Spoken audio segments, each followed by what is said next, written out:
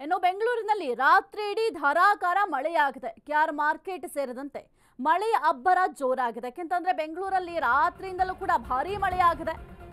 ಇನ್ನು ಧಾರಾಕಾರ ಮಳೆಯಿಂದ ಬೆಂಗಳೂರಿಗರು ಪರದಾಡುವಂತಾಗಿದೆ. ಕೆಆರ್ ಮಾರ್ಕೆಟ್ ಸೇರಿದಂತೆ ಮಳೆಯ ಅಬ್ಬರ ಜೋರಾಗಿದೆ. ಎಲ್ಲಾ ಕಡೆ ಮಳೆಯಾಗಿದೆ. ಶಾಂತಿನಗರ ರಸ್ತೆಯಲ್ಲಿ ನಿಂತ ಮಳೆ ನೀರು, ನಿಂತಲ್ಲೇ ನಿಂತ ನೀರು, ವಾಹನ ಸವಾರರು ಪರದಾಡುವಂತಹ ಪರಿಸ್ಥಿತಿ ನಿರ್ಮಾಣ ಆಗಿದೆ. ಎಲ್ಲೆಲ್ಲೂ ಕೂಡ ನೀರು, ರಸ್ತೆಗಳೇ ಕಾಣ್ತಾ ಇಲ್ಲ, ರಸ್ತೆಗಳು ಎಲ್ಲಿದೆ ಅಂತ ಗೊತ್ತಾಗ್ತಾ ಇಲ್ಲ, ಅಷ್ಟರ ಮಟ್ಟಿಗೆ ನೀರು ನಿಂತಿದೆ. ಇದರಿಂದ ವಾಹನ ಸವಾರರು ಪರದಾಡುವಂತಹ ಪರಿಸ್ಥಿತಿ ಕೂಡ ನಿರ್ಮಾಣ ಆಗಿದೆ. ಇನ್ನು ಬೆಂಗಳೂರಿನಲ್ಲಿ ರಾತ್ರಿಯಿಂದಲೂ ಕೂಡ ಧಾರಾಕಾರ ಮಳೆ ಸುರಿದಿದೆ. ಇನ್ನು ಕೆಆರ್ ಮಾರ್ಕೆಟ್ ಭಾಗದಲ್ಲಂತೂ ಮಳೆಯ ಅಬ್ಬರ ಜೋರಾಗಿ ರಸ್ತೆಗಳೆಲ್ಲವೂ ಕೂಡ ಸಂಪೂರ್ಣವಾಗಿ ಜಲಾವೃತ ಆಗಿದೆ. ನೀವು ಕೂಡ ಗಮನಿಸ್ತಾ ಇದ್ದೀರಾ ಬ್ರ್ಯಾಂಡ್ ಬೆಂಗಳೂರಿನ ಪರಿಸ್ಥಿತಿ ಯಾವ ರೀತಿ ಇದೆ ಅಂತ.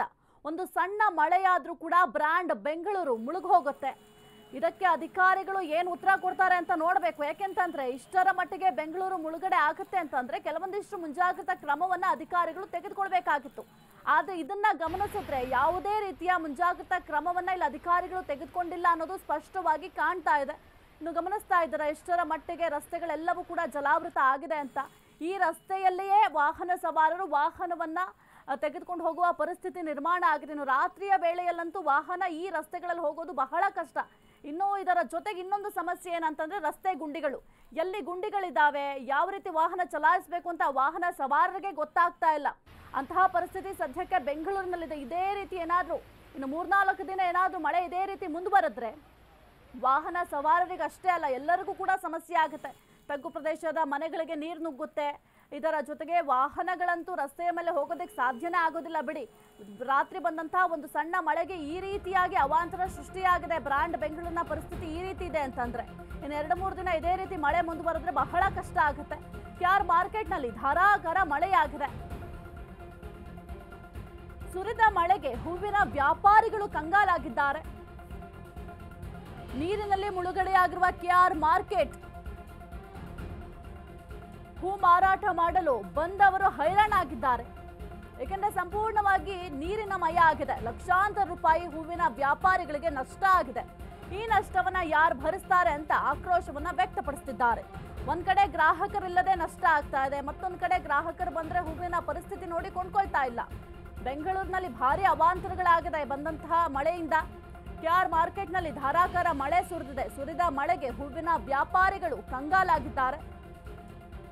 ನೀರಿನಲ್ಲಿ ಕೆಆರ್ ಮಾರ್ಕೆಟ್ ಸಂಪೂರ್ಣವಾಗಿ ಮುಳುಗಡೆಯಾಗಿದೆ.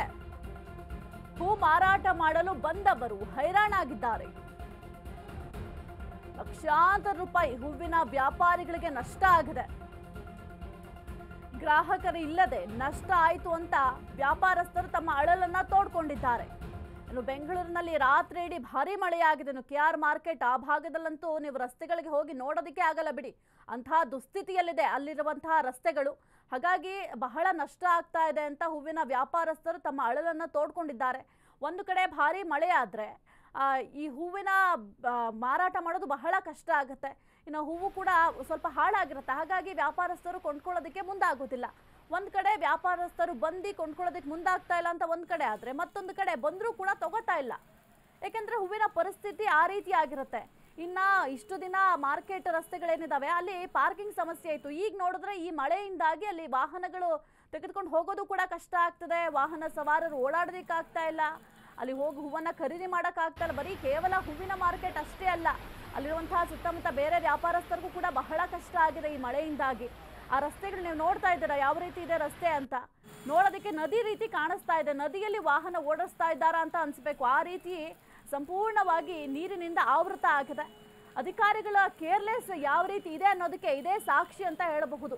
ಬ್ರ್ಯಾಂಡ್ ಬೆಂಗಳೂರು ಮಾಡ್ತೀವಿ ನಾವು, ಬೆಂಗಳೂರನ್ನ ಬ್ರ್ಯಾಂಡ್ ಆಗಿ ಮಾಡ್ತೀವಿ. ಯಾಕೆಂದ್ರೆ ಬೇರೆ ಬೇರೆ ಕಡೆಯಿಂದ ಬರೋರು ಎಲ್ಲರೂ ಕೂಡ ಈ ಬೆಂಗಳೂರಿನಲ್ಲೇ ಇರ್ತಾರೆ. ಬೆಂಗಳೂರನ್ನ ಅರಸಿ ಬರೋರ ಸಂಖ್ಯೆ ಜಾಸ್ತಿ ಆಗಿದೆ. ಹಾಗಾಗಿ ಬ್ರ್ಯಾಂಡ್ ಬೆಂಗಳೂರು ಮಾಡ್ತೀವಿ ಅಂತ ಹೆಸರಿಗಷ್ಟೇ ಹೇಳ್ತಾ ಇದ್ದಾರೆ ಬ್ರ್ಯಾಂಡ್ ಬೆಂಗಳೂರು ಅಂತ. ಆದ್ರೆ ಯಾವ ದುಸ್ಥಿತಿಯಲ್ಲಿದೆ ನಮ್ಮ ಬೆಂಗಳೂರು ಪರಿಸ್ಥಿತಿ ಯಾವ ರೀತಿ ಇದೆ ಅಂತ ನೀವು ಕೂಡ ಗಮನಿಸ್ತಾ ಇದ್ದೀರಾ. ಆ ರಸ್ತೆಗಳಲ್ಲಿ ವಾಹನ ತೆಗೆದುಕೊಂಡು ಹೋಗೋದೇ ಬಹಳ ಕಷ್ಟ. ಇನ್ನೂ ಏನಾದ್ರು 2-3 ದಿನ ಇದೇ ರೀತಿ ಮಳೆ ಮುಂದುವರೆದ್ರೆ ಬಹಳ ಕಷ್ಟ ಆಗುತ್ತೆ ಬೆಂಗಳೂರಿನ.